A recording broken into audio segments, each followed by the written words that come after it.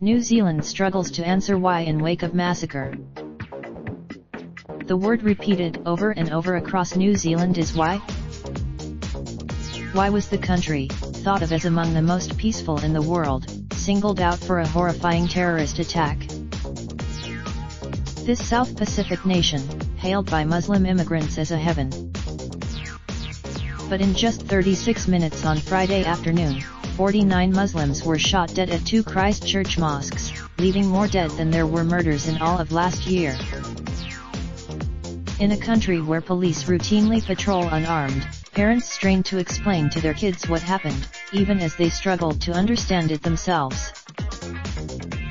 A sole gunman made its nearby, a heavily armed policewoman tried to explain to two young girls she was holding a rifle to keep them safe, to which one of the girls responded by saying the gunman had used a rifle to kill people.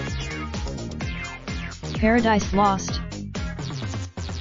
New Zealand is not a utopia. There are occasional reports of racism and anti-immigrant attitudes, but they attract headlines because they are not the norm.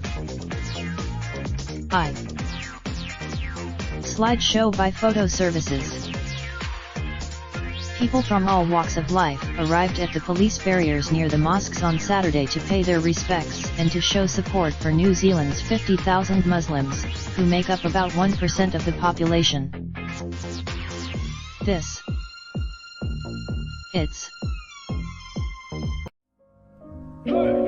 raindrop, drop top, top smoking, no cooking the hot pot.